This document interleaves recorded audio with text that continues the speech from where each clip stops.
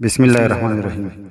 درازار آفیشل پښتو شاعري د طرفنا زه فضل سبحان ټول ملګرو ته د امن مینه او بختور نصیب دعا کوم. السلام علیکم ورحمت الله وبرکاته. ګرانو ملګرو، شعر د شعور علامت او د احساس پیداوار دی.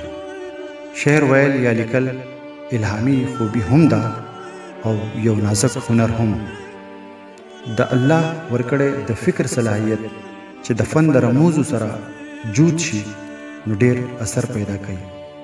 خو کله چې د بې هنره ژبې بې حسه سماعت او مټاکې لهجې په لار سماج ته راشي نو د ضمیرونو لړزولو په ځای د عیش پرستو د تفریح سامان شي او بیا د حسن و عشق، هجر و وصال او لب و رخسار ټولې استعارې د بربادۍ پیغام راوړي. څنګه چې د یو سپهسالار توره د ډاکو په لاس ورشي نو بیا د ورځې د فرنګي او د شپې د ملنګي حکومت او عام ولس د فکر د صحیح تربیت نه محرومه پاتې شي. زما د ټولې خبرې مختصر مطلب دا دی چې ښه او معیاري ادب لیکل او اوریدل د معاشرتي ژوند یو لازمي حصه ده او د داسې شعر او ادب لیک ترویج سرپرستی یو اهم معاشرتي ذمہ داری ده. کم ادب چې د شعر او ادب د معیار نه لاندې دی د هغې تخلیق یو معاشرتي جرم دی او د واوا په خاطر د هغې ترویج ډېره غټه ذهني پستی ده. ګرانو ملګرو، ستاسو په درانه حضور کې یو نظم پیش کوم چې د هغې سرخط ته مهلت او د هغې اشعار څه په دې ډول دي. د احساس دنیا کې بیا کم طوفان راغی، د احساس دنیا کې بیا کم طوفان راغی چې د خیال محل بیا په نړېدو شوي. دا زما د زړه شاعر بیا چا ازار کو، دا زما د زړه شاعر بیا چا ازار کو چې غزلې مې همه په تړقېدو شوي.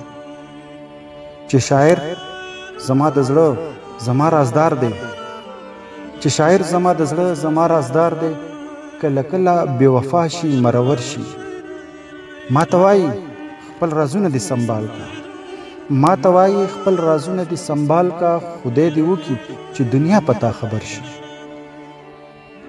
خپل دردونه ته زما په خوله بیان کړي، خپل دردونه ته زما په خوله بیان کړي، زه د خپل دردونه چاله تحفه یوسم او ته خپل یو فریاد په ما باندې انبار کې، ته خپل یو فریاد په ما باندې انبار کې، زه خپل سل فریاد کم قاضي له یوسم.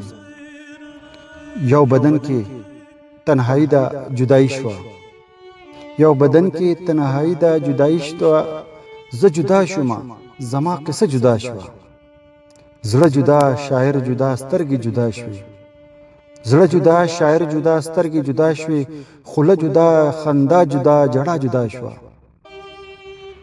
ای زما د زړه شاعره بس کا بس کا، ای زما د زړه شاعره بس کا بس کا، دا د زغم ګوټه زما د پاره وس کا.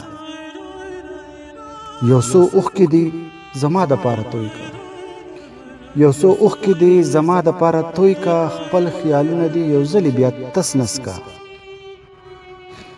یوه اوښکه مې په سترګو کې ځلیږي، یوه اوښکه مې په سترګو کې ځلیږي، ټول جهان زه په دې اوښکه کې ډوبومه. او یو بسره مې د زړه ایرو کې پروت دی، یو بسره مې د زړه ایرو کې پروت دی، ټول جهان په دې بسرې ایره کومه. بیا زما رازونه ما ته حواله کا، بیا زما رازونه ما ته حواله کا، بیا زما فکرونه مالا واپس راکا. بیا زما او ستا د ژوند لارې جدا دي، بیا زما او ستا د ژوند لارې جدا دي، بیا زما دردونه مالا واپس راکا. ګرانو ملګرو، امید دی چې دا کلام او مختصر تنقیدي خبرې به ستاسو خوښې شوي او د دې په هکله به زما سره په کمنټس کې خپل دریځ شریکوئ. زه به د اصلاح په غرض ستاسو د دروند خیال په تمه یم. ښاد او خوشحاله اوسئ.